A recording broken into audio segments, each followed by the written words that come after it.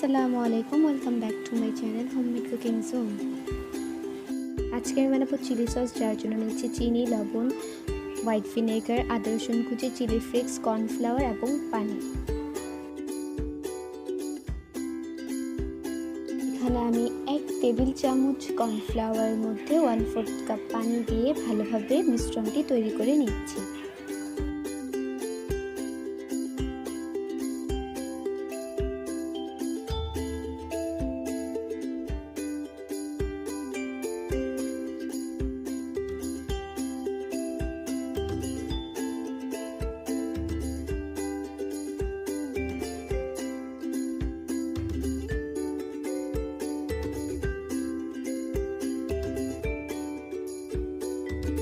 প্রথমে দিব 1/3 কাপ চিনি, তারপর দিব 1 চা চামচ চিলি ফ্লেক্স,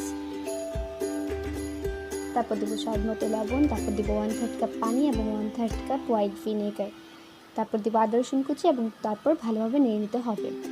যখন বলক চলে আসবে তখন কর্নফ্লাওয়ারের মিশ্রণটি দিয়ে দিতে হবে।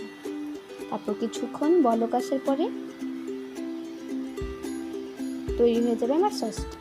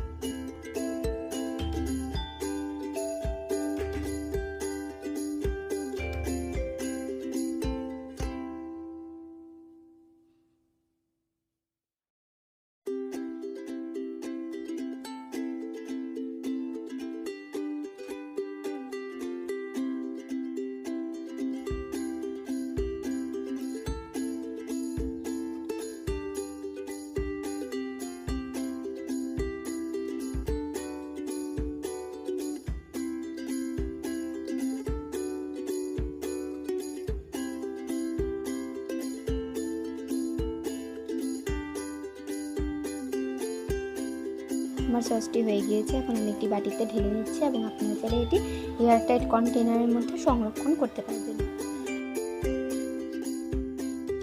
আমার ভিডিওটি ভালো লাগলে সাবস্ক্রাইব বাটনে সাবস্ক্রাইব এবং একটি লাইক করে দিবেন। Thank you so much for